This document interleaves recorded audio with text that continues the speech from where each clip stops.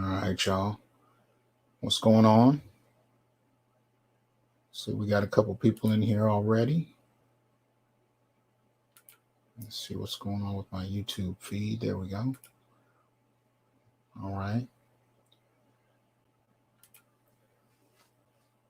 All right, we got a few people in the chat already. Let's see, S. Kirky, what's going on? Artisan. Salute to you, Artisan. I probably should have reached out a little earlier, brother, because you and I could have probably had some good dialogue about this one.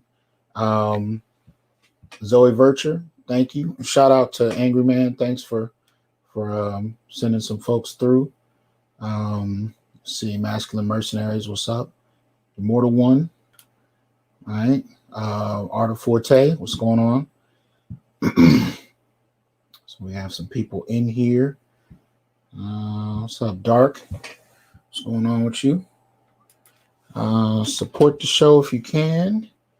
We're not going to be in here long, people. I just had a few thoughts to share. Some things that kind of hit me that I wanted to throw out there.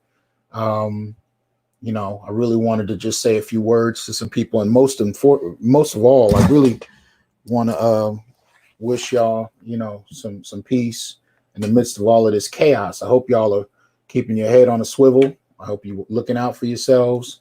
You know, some places are getting a little crazier than others, so I hope you know, we're staying in communication.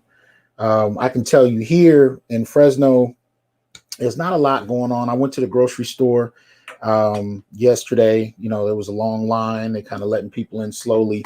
Sadly, I'm seeing employees with no masks, no gloves, you know, just having to deal with the public, but they have to work, you know what I mean? So, you know, shout out to all of y'all out there that have to put it down for family and put yourself at risk in the midst of all of this. But no, it's I did speak to one of the nurses at the local hospital, and she was telling me here in Fresno, at least as far as Kaiser was concerned, she was like, the hospital itself is cool, but the emergency room is you know, slammed, you know what I mean? So I'm not last I heard, we only had one verified case in Fresno. I don't know if that's changed. I haven't exactly kept up with it. I need to, but as far as the coronavirus is concerned, you know, people are pretty worried. But I do hope y'all are looking out for yourselves. I did an informal poll on Facebook, just kind of asking brothers if people are looking out for y'all, if people are even contacting you and asking you if you're okay, or are they just calling you with things they need? You know, are they just calling you with things they want you to do? You know, and I was, you know, as usual, I kind of got what I expected to get. Brothers were telling me that nobody's checked on them, nobody's asking for them, nobody's really looking out. There's a few that could say they had that, but most, the answer was no. Most of the time they were getting contacted with, you know, requests, obligations, shaming, you know, things of that nature. You know, so it's an interesting dynamic when you see, you know, black men not considered of value until there's an emergency. And then all of a sudden you have value, but it's not necessarily articulated straight out. You're often not thanked, you know, you're not, it's just kind of treated like an obligation. So to those of you that are experiencing that, you know, my shout out to you. You know, I hope you stay safe. I hope you take care of yours and that you're all right. And I would just say to people, if you don't have to be out there, just kind of, man, it's not a lot to ask at this point to just kind of stay indoors.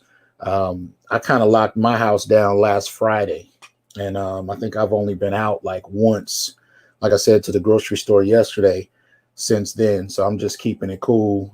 Me and my son, we're the only ones here. So we just kind of, you know, just lounging, which for us is like a long weekend because this is what we do anyway. You know, you give him an Xbox, he's like, you know, I don't got to go to school. Cool. He's good. So he don't have no problem with it at all.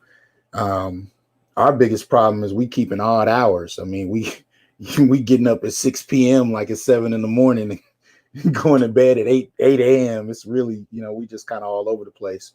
But at the end of the day, I just want y'all to look out for each other. I want you to, you know, be safe. Make sure you kind of have the support you need. There was an article that somebody forwarded, my sister actually forwarded to my Facebook page about Gen X and how we navigate social distance. And the article made a significant point. They were saying that, Gen Xers were the first generation to really deal with this type of social alienation, where both parents were working. The popular term at the time was latchkey kids. We were latchkey kids. So a lot of us were fairly used to spending long periods of time by yourself or with your siblings. And, for us, that was nothing. Shout out Big Poke Dog. Appreciate the support. Right, Artisan, that was me too. So, when they started talking about social distancing, I was like, okay. I mean, I don't, really have any friends in Fresno anyway. Most of my friends are at least 300 miles away. So, like I said, I usually spend time here at the house with my son anyway. So it wasn't a huge shift. What's up, Kendra? How you doing? But nonetheless, especially for you extroverts, I know this is extremely difficult, but I hope you keep your head on and be stable. I'm seeing a lot of people reaching out to me who are just running errands and out and about, sometimes for no real reason whatsoever. And I really hope that people, start taking that more seriously.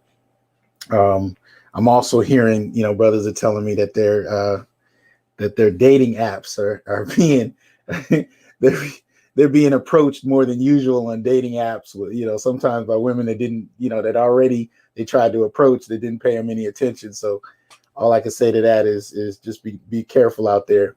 I hope I call it the daddy brigade. You got people who are looking for daddies all of a sudden.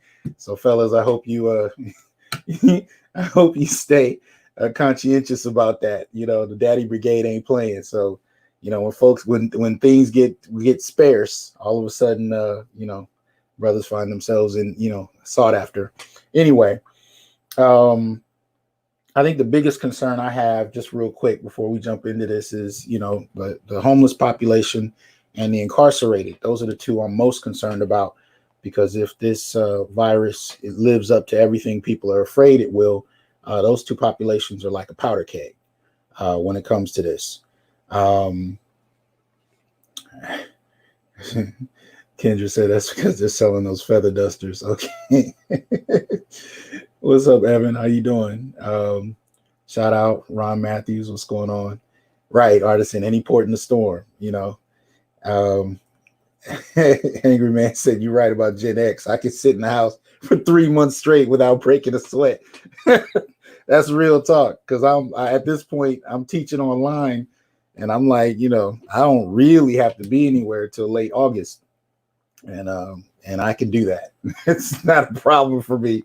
Anyway, but that's no disrespect to people who have to work. I understand. I just want y'all to be careful, because the industries we're working in, often a lot of it is unpredictable. We don't know what's happening. One day you're going to work, the next day you don't.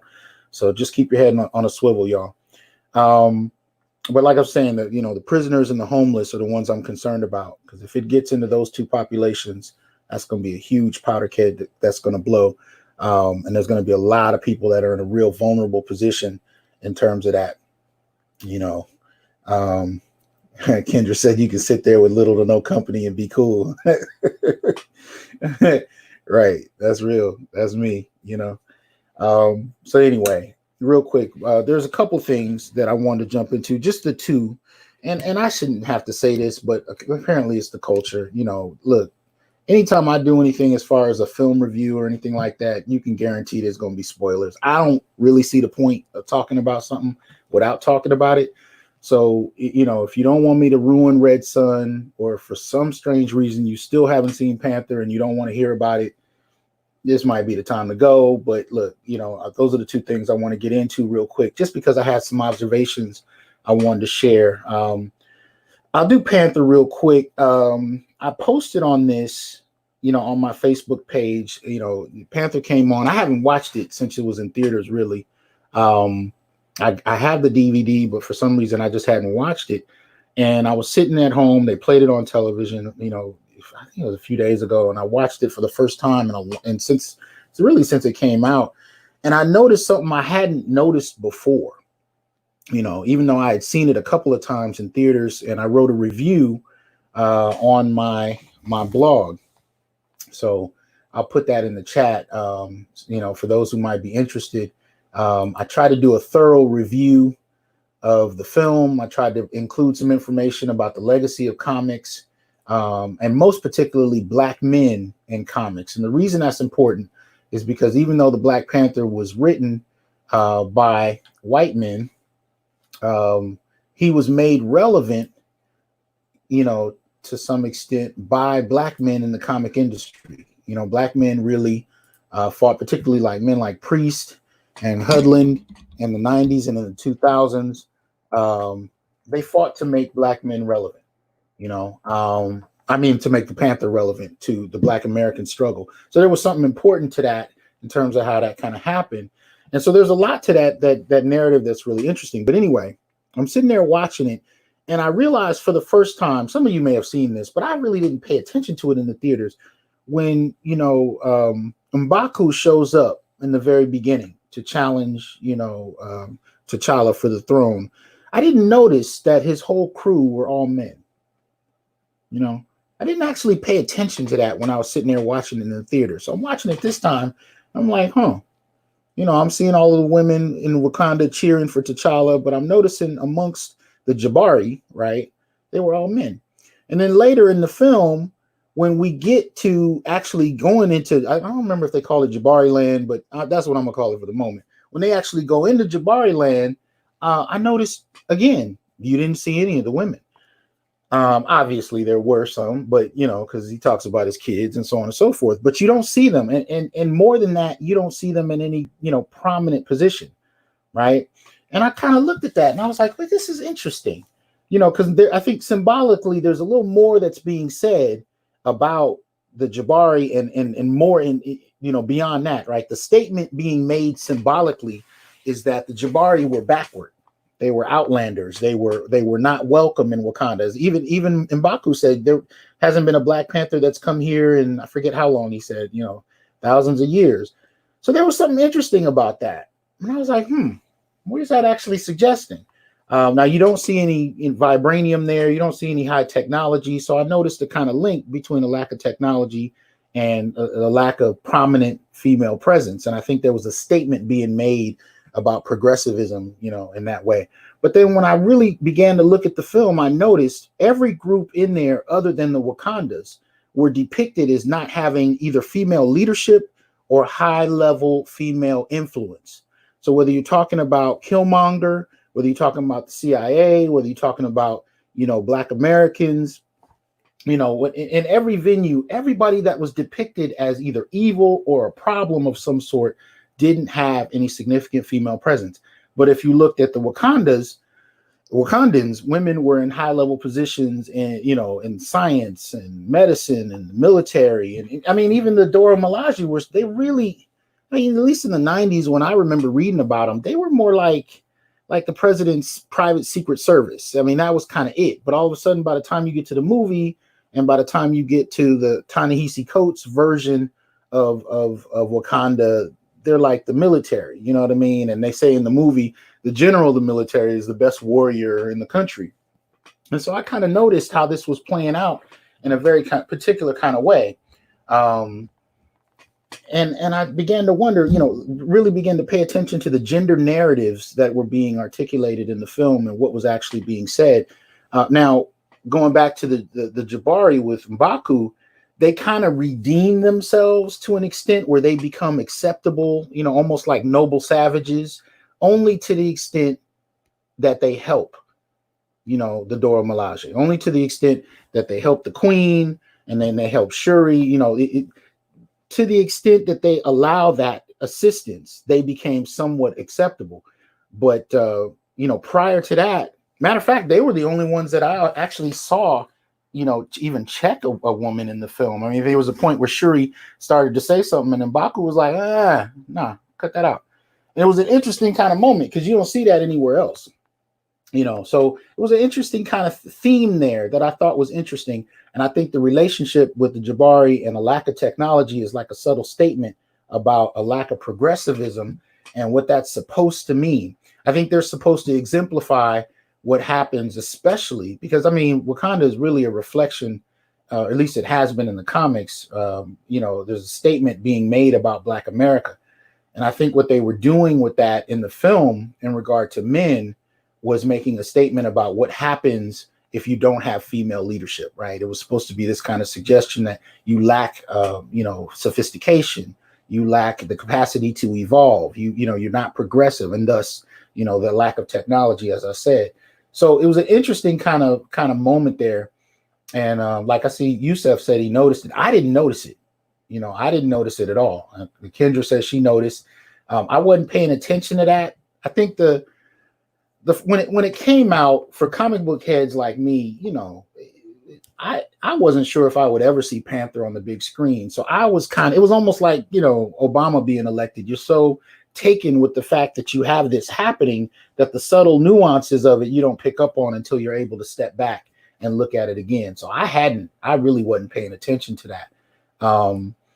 Artisan there said there was a few. I'm assuming you're talking about women in Jabari. There may have been. I didn't see them. I may have saw one on the battlefield, but I couldn't quite make sure. I couldn't delineate between her and the Dora Milaje, and it was only a quick little scene.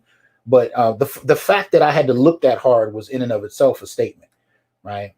So that was one of the things that caught my attention, and so I kind of added that to my review of the film.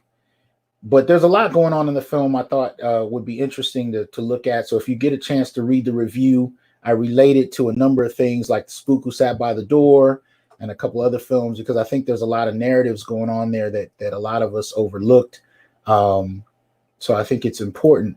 But I think beyond that, I think the Jabari represented patriarchy in a particular way. And in the Disney world, we know patriarchy is all bad. It goes with the popular trope of toxic masculinity. And so in that regard, the Jabari become, the kind of reflection of that, right? Let's see. Kendra said, without the women prominently there, the Jabari was seen as stuck socially, right? Wakanda was progressive because of women's presence, absolutely. I noticed that too about Black Panther, how the Jabari were more patriarchal from killing, Illuminati assassin, yeah. Let's see, the New Red Sun. Let's see. Let's not forget about Dwayne McDuffie. He created Static and Icon. Absolutely, Malika. Dwayne, shout outs to him without question. Let's see, Junin Zone, I think. We can't get mad at that because it was from a white-owned comic company. We have black-owned comics, which we don't support, especially the ones that were founded by black men. Absolutely. I was actually, before I started undergrad, I was planning to be a comic book artist. I've been an artist all my life, and I was trying to create my own comic. This is in the early 90s, and that was the kind of era where that was happening, but I really wasn't plugged into any networks, and I didn't know how to really get my work out there. But you're absolutely right. We do have to support black comics. I deal with this because these are narratives that are prominent in popular culture, and they become so prominent that I just wanted to make sure. I really got to stop touching my face. But anyway, I got to make sure that we have some conversation about this stuff, because we're really not supposed to. We're supposed to accept this, and without qualification, and that's it. And I think there's so much in it that we have to be able to critically analyze that I just wanted to put that out there real quick. Yeah, Albert said, I noticed old boy dropped his weapon when his girl said to drop it. Right. Again, reflecting on, progressivism being following women's insights. And that was the other thing about Wakanda. Like when I look at T'Challa, when I think about the T'Challa in the comics that I always liked, he was very self-directed. He didn't really need other people's input. As a matter of fact, most of the time people would give him input and he'd listen, but he'd make his own decisions, and they may have nothing to do, at least on the surface, with anything you told him. He was very self-directed.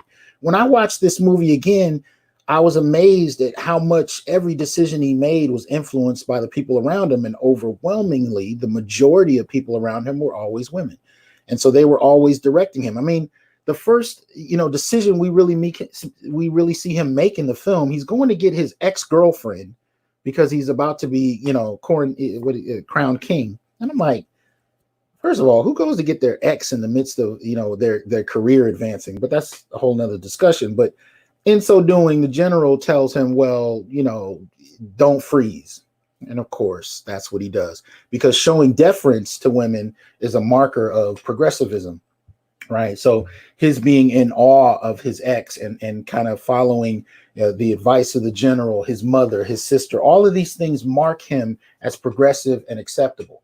They mark him as as a member of the gynocracy, and they don't mark him as being an outright patriarch, right? So these kind of things make him acceptable and to the general palate. And that kind of thing bothered me, because that wasn't even the Panther I saw in the comics. Let me see. Angry Man said, plus they vilified King T'Chaka. Right. Yeah, he became a villain. Absolutely. I do think, Artisan, that Wesley would have done something very different, even though the technology in the early 90s wouldn't have been, as on point. I think he would have done something different with T'Challa. I would have been interested in seeing. Let me catch up a little bit. Thanks, Sasha. Appreciate the support. Hope I pronounced that correctly. All right. So anyway, that was the thing. So he wasn't as self-directed as I had hoped.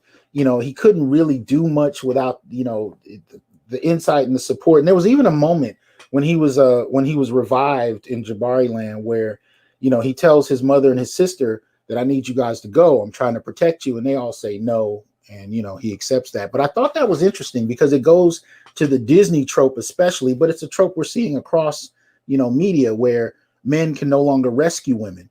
But more than that, they can't rescue women because women don't need it, right? Women are just as strong. Women are just as capable. And that's been the consistent message that's been going on for a while. Some of you may know I posted this on Facebook as well. Later that night after watching the Panthers, I was flipping through channels and I ran up on Shrek.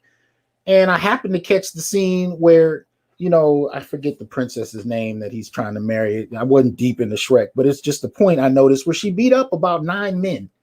Right. And it was supposed to be comical, but I realized in that moment how often we've seen this, to the point where we don't question it. Shout out Aquachi. That's or Aquatici. I'm sorry if I mispronounced that. Fiona, thanks, Artisan. She beat up like 9 dudes, just, going through the forest. And the irony is they were actually trying to save her. So that was an interesting message, right? That not only can men not rescue women, even in sci-fi and in terms of the common heroic trope, right? Sacrifice for women was always a component of the hero. Not only is that not to happen anymore, but even if you're trying to help her, she might dominate you, beat you up, kill you, so on and so forth. And it demonstrates her power, right? And this idea and suggestion that, everything is everything. Men don't, particularly have any power. And it's an interesting notion, because a couple of years ago, when talking to my son, one of the things he told me is he had never seen a boy beat a girl at anything, or a man beat a woman at anything in terms of media, right? That meant from childhood up till about 12 years old. And I only say 12 because I haven't asked him in the last 2 years. He said, no, Dad, I've never seen it. Women are generally articulated in media to be smarter, stronger, faster, better, more capable, more mature, more logical. Across the board, we see this dynamic playing out. And Shrek was like made in the early 2000s. So I thought it was an interesting kind of look at the last 20 or so years where you see the same kind of dynamic playing out. And in the Panther, we've seen it playing out on this fictitious African stage that's really a reflection of America, Black America, right? Right. So you see this same kind of dynamic playing out. And I'm just flipping channels. It wasn't like I was looking for things to complement my view of the Panther. I'm just flipping channels and I'm seeing randomly the same story. There are HBO and Showtime series, commercials that are on about military soldiers and spies, and the women are kicking men through walls and they're beating them up and throwing them around. And I'm just like, this is interesting. I mean, I was flipping through channels and I watched Hobbs and Shaw the other night. And sure enough, I didn't even know who she was. I guess she was Shaw's sister or whatever. But again, she's kicking the crap out of everybody and was halfway beating up the Rock. And I'm just like, these kind of narratives, really, what do they say? What do they teach people? What do they teach kids, especially? What are they really saying about men and women? And one of the things that I came to is they severely undermine both the notion of masculine strength but also male leadership. The whole quality, the whole question of what the masculine's role is or capability is gone. It's annihilated. And to insert that or assert it is considered a problem just off a jump. So when I watch these things, I'm like, again, this is programming. I get it. My job, if anything, is to try and provide some resources and some tools that may help us be able to dialogue about this. And I'm not saying that, nobody else has figured this out. I'm just sharing what I can when I come across it, because it's so prevalent. I mean, it gets hard to separate because you see it in so many places.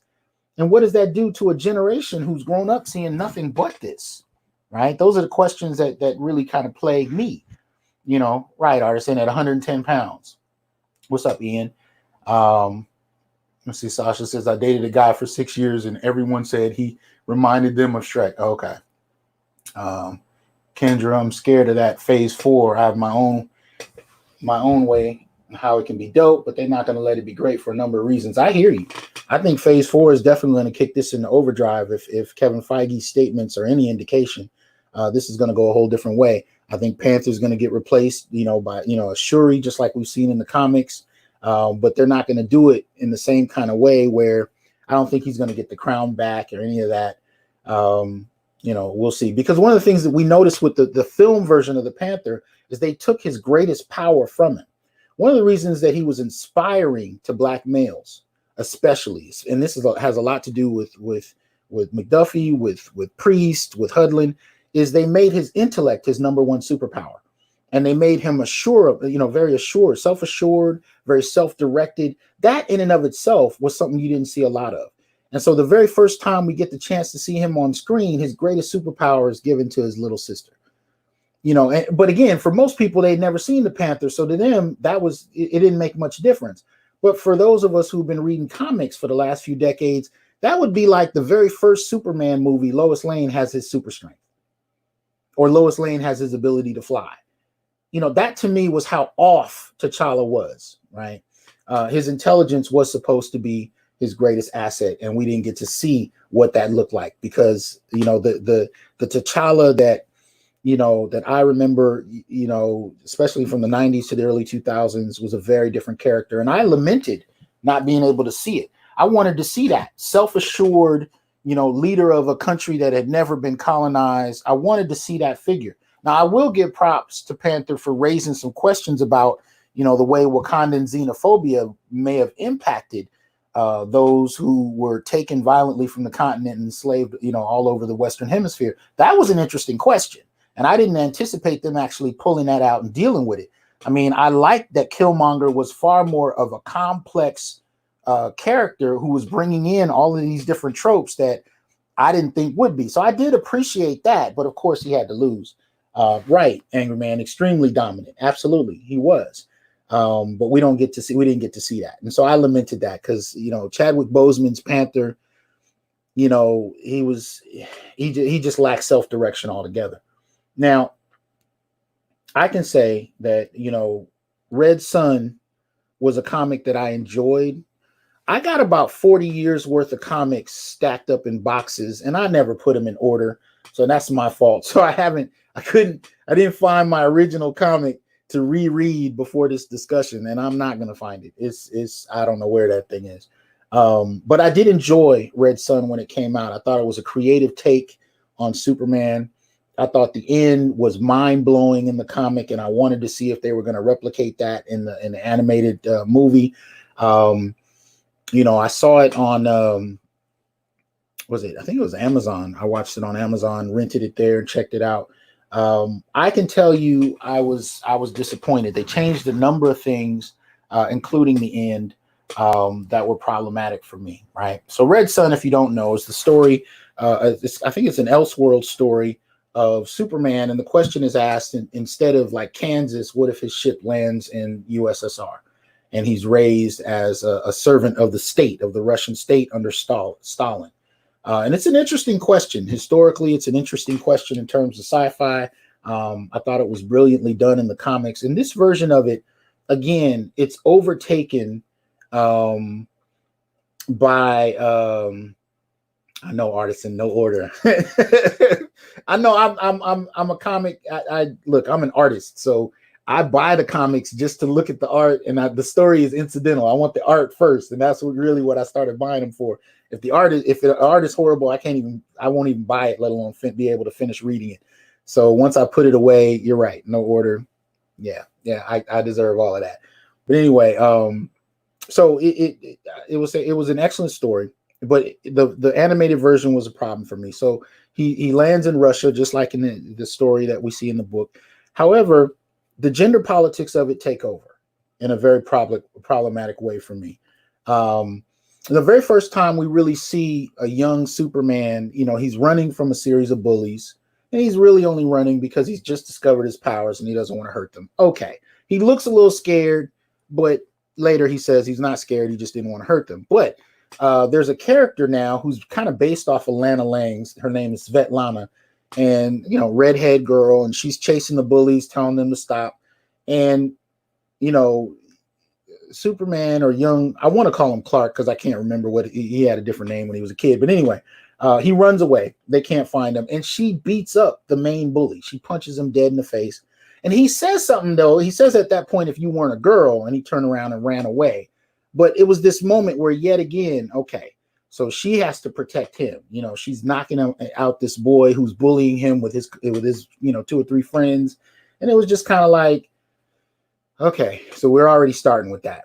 And then we get to Lois Luthor, right? So a little later in the story, you see Lois Lane, who's now married to Luthor, and she's enamored with him in a very particular way, but she's also kind of, she's kind of using him for her own career advancement, but she stays with him and she seems to revere him to a certain extent. And they stay married, throughout the entirety of the comic. Usually when you see Lois Lane and the whole question of her and Lex Luthor, she's either kind of playing him, she's disgusted by him. If you watch the Death of Superman series, that kind of thing. But what we see in this particular universe is if there was no Superman, she wouldn't have any problem getting with him. And so she does.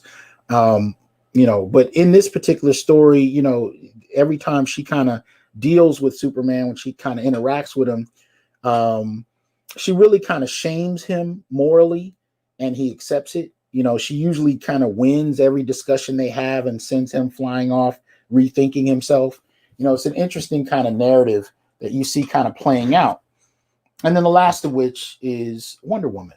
Now, Wonder Woman, in the comic version of this, Wonder Woman ends up having a crush on Superman. She's really rather taken with him. He's a little disinterested because he's focusing on how exactly to, help the world, help the Russian people. And he gets to the point where he kills Stalin, he takes over, and he's trying to expand the reach of the USSR and guarantee people safety from oppression and so on and so forth. But he's a fascist, so he does it in this overpowering way where he dominates everybody, right? And so Wonder Woman ends up helping him in that agenda. But in the books, she's actually attracted to him. What you notice in the film is she tells him very early on, when he tries to flirt with her, she's like, look, I'm from an island of Amazons, figure it out. And at that moment he says, oh, well, that's what did he say? He was like, that's something I don't have to worry about anymore. I thought you required sex, but now that you don't want that, I know I don't have to think about it. I'm good. And they kind of play it off that way. But you can't, we're at a time period where having women be attracted to men is somehow a problem, right? So now she's not attracted. She's, not at all. She's purely a lesbian from that, this Amazon island. And then of course there's this major scene where Batman comes into play. And he, in this particular, universe, is somewhat like a terrorist against the Russian state. And so he captures Wonder Woman and ties her up, and this happened in the book as well, with her own lasso. And she ends up breaking her lasso to help Superman, who for the first time is actually vulnerable. Batman is actually about to kill him. He sets up this elaborate trap using red lamps that sap him of his power. And Batman is fully planning to leave him down there indefinitely. And so Wonder Woman breaks her lasso to help Superman out, and Batman kills himself. It's a dramatic scene both in the book and in the animated film. I'll give him that. Batman isn't playing around. And he ends up killing himself. But what was interesting for me at that point was Wonder Woman at that point is angry with Superman, and she decides that she no longer wants to work with him, right? Now, as you guys saw in the image that I used to advertise for today's little talk, you see her all dressed in white with white hair. Well, the white hair happens because she broke the lasso, right? And that's supposed to be tied to who she is, this being of ultimate truth. And once that's, destroyed, it impacts her. Now, Artisan, maybe you can help me out, because I don't remember in the book what happened to her after that. That was the one reason I was trying to find the book, because I don't remember what happened to her after she broke the lasso and left.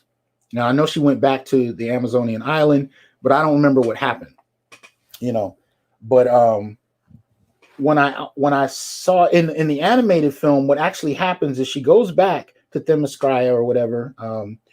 And then when they see her again, Superman is fighting all of these Green Lanterns over the ocean, and she comes to break them up, almost like like a mother or a big sister breaking up some errant boys who are fighting with one another. And she patronizingly says to them, "Look, you guys are going to kill everybody. I need to bring peace and justice because you men don't know what you're doing." And she kind of has this typical feminist kind of anti-male, you guys are destroying the world kind of narrative. 143 people watching. Please hit the like button if you would. Don't forget to donate if you can, support the channel. But anyway, she comes in, she breaks up the little fight, and tells them to stop messing around, and she's going to defend justice and honor and so on and so forth. And at that particular point, Superman gets upset with her. And he decides, finally, I can't trust her. So, he goes to hit her, and she grabs his punch and just tosses it away like nothing. And he's sitting there looking shocked and surprised. And then, of course, she flies away back to her island, not to be seen again. So, right, Kendra, not only is it the men are stupid dynamic, but at the end of the day, even the most powerful man is still there's somebody more powerful than him, and of course it's a woman. So we come back to this same trope that one of the things I saw in the early 80s is you started to see with He-Man and She-Ra, you started to see with that kind of narrative where you had a female counterpart to the male, and she was capable and powerful, but she had some differences, and they both had their ways of dealing with things. That's what I remember seeing in the early 80s. What it's become, especially by the time you get to the 2000s, is about female superiority, which is a little different. It's not about women and men have capabilities each their own. It's now about women are inherently and naturally better and inherently pure, inherently just and incorruptible. And to the extent that women are corruptible, it's a man's fault. And we see this kind of playing out. So yes, we're talking about it in a sci-fi context, but we see it playing out when you look at, say, an incident of rape or an incident of abuse where a woman is actually the aggressor. One of the first things you'll hear women in social media especially say, but even professional pundits and academics, is, well, how was she hurt? Who did this to her to make her this way? How was she damaged? The assumption is that if she hurt somebody, it was either in self-defense or she was, kind of trained to do this. The narratives that we get that absolve women of accountability come from the same things we're talking about. I don't care if it's Wonder Woman. I don't care if it's Princess Fiona. I don't care if it's, any movie series you can think of now, for the most part, has the same female superiority narratives playing out in every context, right? Men are dumb. Men are oppressive. Men are dangerous. All men are rapists. Patriarchy, all men benefit from patriarchy, and they all want to be patriarchs, as if women have no relationship whatsoever to patriarchy, as if somehow none of these things, have any substance in reality, and all women are oppressed by all men everywhere. This kind of overly simplistic hyper narrative that continues to play out in these really problematic ways that nobody really wants to talk about to the full extent in terms of what they can actually mean and how dangerous they can be in terms of the socialization of especially a new generation of kids. And so these are the kinds of narratives that can continue to hurt us in many ways. Thank you, Calculated Risk, for the support. Let me see. I think I missed somebody a little bit earlier. No, it's not coming up, but I see it here. Yeah. Anyway, all right. So, these are the kind of things that keep happening that I think need to be called out, because I think they're dangerous. I think they're severely dangerous, because now when we look at going back to this coronavirus crisis, you have a generation of young men who've been told their entire lives that they have nothing of value to offer. They are not worth much, and if anything, they're not needed. Because I mean, we've been hearing since the 1980s that men aren't necessary. Niggas ain't shit. We don't need you. I don't need a man.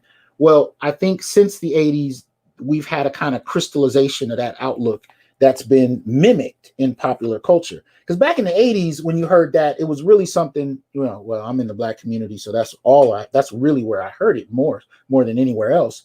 But then, by the time we get post 2000s, we're seeing these narratives in Disney films, right? It's become a popular kind of approach that men aren't necessary, they bring no value. So now we find ourselves in a moment where we have this international global crisis, and the potential of it is ridiculous. If you look at any of the articles on, the possibility of the spread and how wide and fast it can erupt, and which populations are most vulnerable, and for that, there's actually an article that I posted a while back that shows that men have been more vulnerable, at least in terms of the numbers infected. And that may not be a biological issue. It may have to do more with how men are socialized to interact with the environment differently. But either way, men have been the ones actually contracting this in greater numbers. But the point I'm getting at is, in the midst of all of this, where usually, you would be able to turn to men and ask for a particular level of support. Shout out, Angry Man, appreciate that. You would think that we are in a space where that could be respected and honored in a particular way, and it's not. Primarily because the way we've been socialized is that men have no value. Angry Man says the way boys are being socialized is similar to our upbringing, but on steroids, right? Red pill rage is going to come back with a biblical vengeance. Absolutely. And it's already happening. I'm having men reaching out to me that are telling me these stories about, not only is nobody, checking on them, nobody's asking about them, but they're only called when they're needed.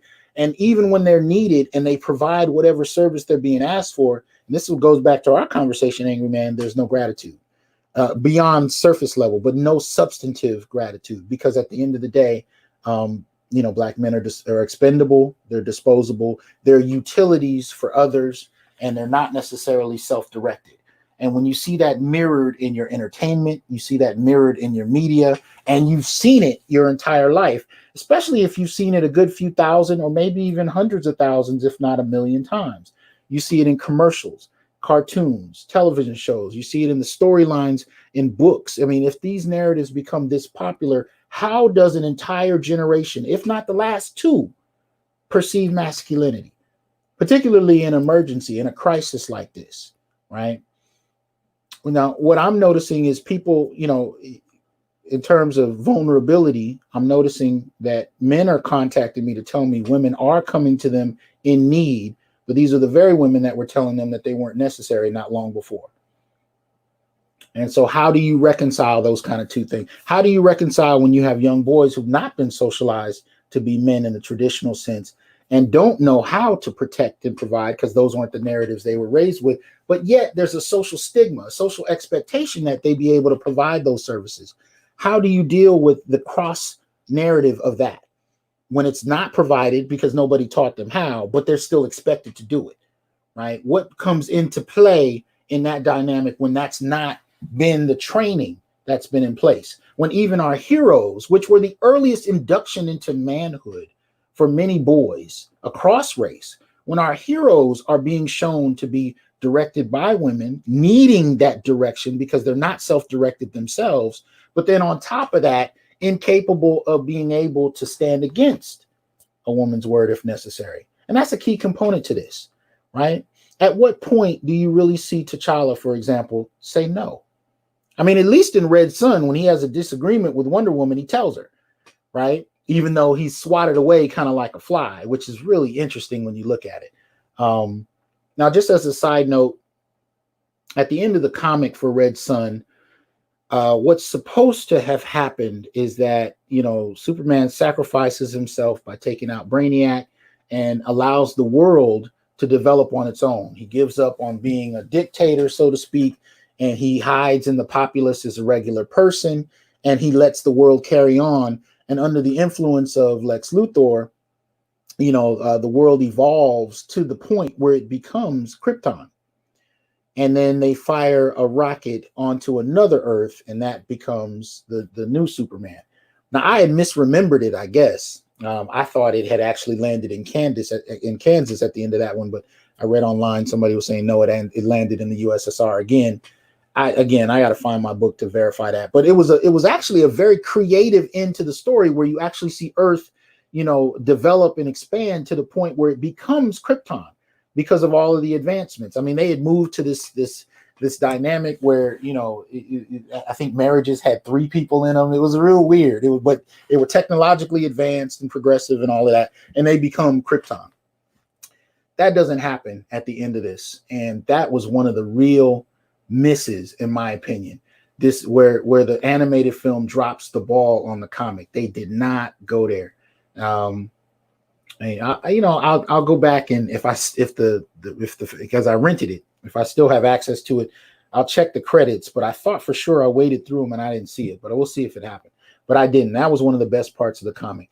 But I think one of the things that just really shocked me was, the degree to which the gender politics have ramped up in the last few decades. And if you're Generation X, I'm born in the 70s, raised a child in the 80s, teenager in the 80s, adult in the 90s, parent and husband in the 2000s. If you've had a chance to see the last 40 years of this narrative develop, it's snowballed relatively quickly, and the impact it's had on socialization is staggering.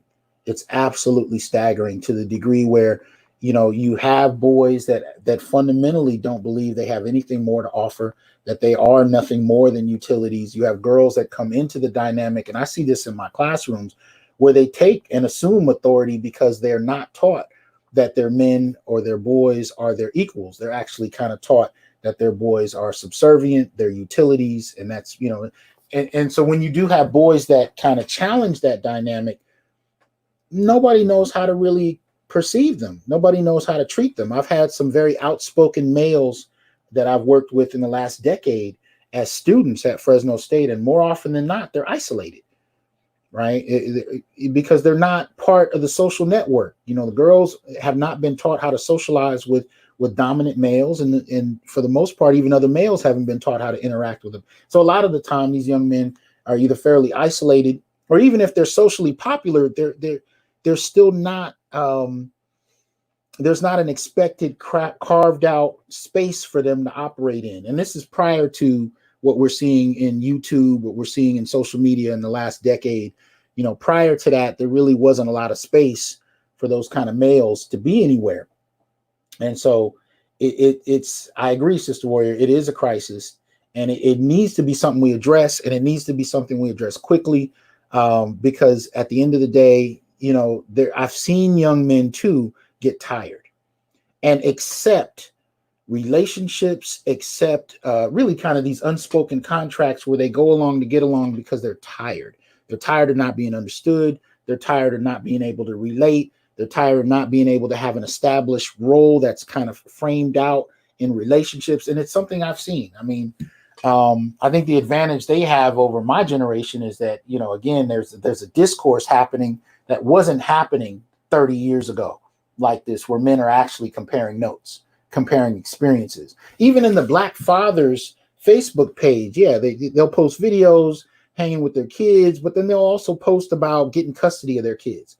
And they'll ask other men questions ranging from, how do I change a diaper, to what do you do if you catch your son masturbating for the first time? And then, of course, part of that discussion is, how do I deal with, a girlfriend or an ex or a wife, and they're having these candid conversations with each other, exchange, and you'll see hundreds of responses, and many of them are very different, right? Responses, some people are saying to just do whatever she says, happy wife, happy life. And then you have other people that are saying, nah, do the opposite, or giving them real intricate advice. These kind of things weren't readily available 20 and 30 years ago.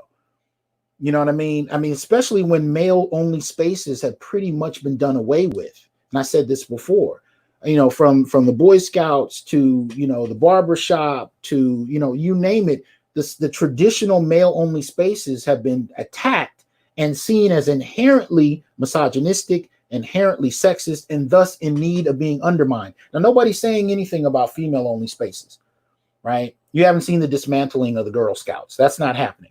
But you are seeing that happening with boys spaces, with male only spaces. So the opportunity to dialogue about these issues for years was kind of funneled through a couple of hip hop artists, maybe a couple of comedians, and you kind of had to filter it through those dynamics. But now there's a larger discussion. Now, I'm not saying that we got to agree with everybody, but I'm happy the discussion is happening because, again, growing up, when I had these kind of questions, there was nobody to ask. Even the older men didn't really always. I mean, you had some men that could tell you some of this stuff that we now call red pill, and we know red pill got it from black men in the 60s and 70s anyway. But you could find some black men that would have those conversations, but at the end of the day, most of the time you couldn't.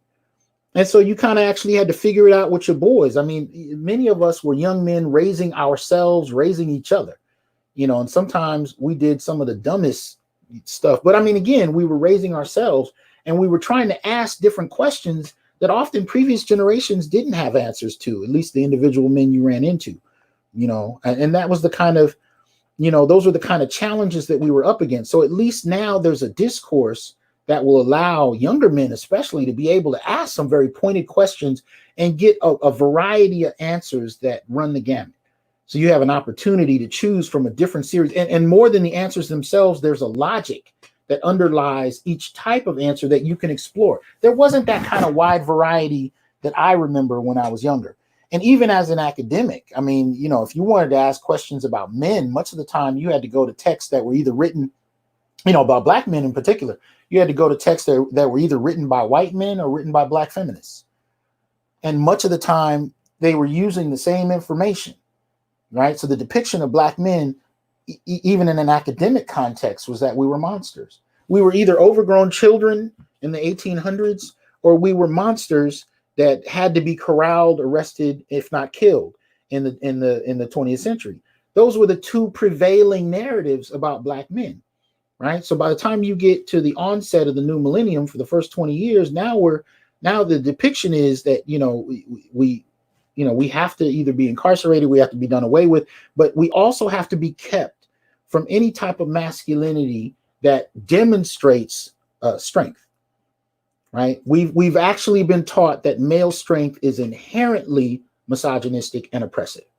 And so now we have to be disassociated from that. And just like the Black Panther, the only redeeming male quality to being strong and masculine, unapologetically masculine, is to be directed by feminine influence.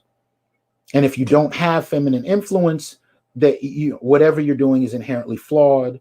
If you don't defer, even in academia, if you're dealing with gender studies and you don't defer to feminists, you're automatically a problem, right? You're automatically misogynistic in your work, right? If you're using non-feminist, it's not even anti-feminist. It's just if you're using non-feminist sources, you're automatically a problem. If you ask these kind of questions about mainstream media products, you're automatically a problem. And thus your questions even have to be quelled, so it doesn't inspire too many other people to ask questions. So these media productions, and I go back to what Kendra brought up in terms of Phase 4 with Marvel as an example. There's very little male influence, in terms of what I would say would be non-feminist thinkers, ideologues, activists, online personalities. Very rarely are they consulted. Very rarely are their words taken seriously, even to explain why many of these films aren't selling. Right? Nobody even wants to listen to what men have to say about why they're not patronizing these films. Or, and this is really interesting, they're not even asking women why women aren't patronizing many of these films. Because they're not.